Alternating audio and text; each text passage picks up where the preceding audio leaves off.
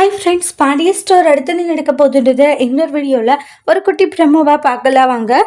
மேலே குமார் போனதுமே நம்ம சுடருமே அமுச்சு வைப்பாங்க. மேலே சுடர் போனதுமே இந்த கல்யாணத்தில் விருப்பம் தானேன்றாங்க.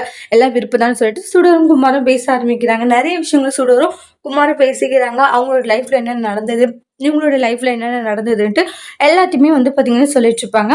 அதுக்கப்புறமா கல்யாணத்துக்கு போனவங்க வீட்டுக்கு வருவாங்க. சரவணனுமே வருவாங்க.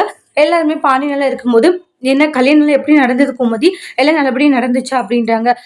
எல்லாம் நல்லபடியா நடந்துச்சுன்றாங்க. அவர் தான் தேவையில்லாம ஏன் நீங்க வரலன்னு சொல்லிட்டு 1008 கேள்விகள் கேட்டுட்டு இருந்தாருன்றாங்க. என்னவா அவர் எதுக்கு கேட்டாரு, சும்மா தேவையில்லாம அப்பா அசிங்கப்படுத்துறதுக்காகவா அப்படின்றாங்க. நானும் அவருக்கு பதிலடி கொடுத்துட்டு தான்டா வந்தேன், சும்மா தேவையில்லாம டென்ஷன் ஆக வேணான்றாங்க. எப்படி அவங்க கல்யாணம் நல்லபடியா முடிஞ்சுது, இனி அந்த பொண்ணுடைய வாழ்க்கையும் நல்லா இருந்தா சரிதான்றாங்க. இல்ல தேவையில்லாம அவங்க வாழ்க்கையை சந்தோஷமே இல்லாம போயிடுச்சுன்னா அதை நினைக்கும் போதுதான் கஷ்டமா இருக்குன்றாங்க. சந்தோஷமான வாழ்க்கையை வாழ்ந்தா அதை விட சந்தோஷப்படுற ஆளும் நம்மளதாங்க இருப்போம் அப்படின்றாங்க.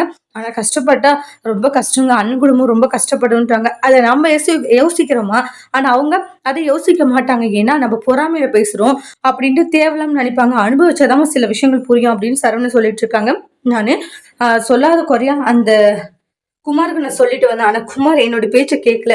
அவன் இனி ரொம்ப கஷ்டப்பட போறாமா, அந்த குடும்பத்துல இருக்கவங்களை கல்யாணம் பண்ணிக்கிட்டான்ல, போச்சு அவன் வாழ்க்கையே போச்சுன்றாங்க. டே சும்மா தேவையில்லாம பேசிட்டு இருக்காதுடா, வாழ்க்கை நல்லா இருக்கணும்னு நினைச்சு சந்தோஷப்படுறதை விட்டு போட்டு நீ என்ன இப்படி பண்ணிட்டு இருக்க அப்படின்ட்டு சொல்றாங்க.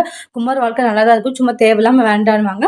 அப்புறம் பேசிட்டு சரவணன் வெளியே வருவாங்க. பார்த்தா அந்த இடத்துல சுடரும் குமாருமே இருப்பாங்க. அதை பார்த்துட்டு ஒரு மாதிரி கோவத்திலேயே பார்த்து முறைச்சிக்கிட்டு இருக்காங்க ரெண்டு பேரையும். சரவண வெறுப்பேற்றணுன்ட்டு ஒரு மாதிரி க்ளோஸா இருக்கிற மாதிரி எல்லாம் போவாங்க. தேவையில்லாம சில வார்த்தைகளுமே பேசிட்டு இருப்பாங்க. குமார் இருந்துட்டு அதை பார்த்து செம்ம கடுப்பாகுது சரவணனுக்கு. அதோட இந்த ப்ரெமோவை முடிச்சிருக்காங்க. தேங்க்யூ.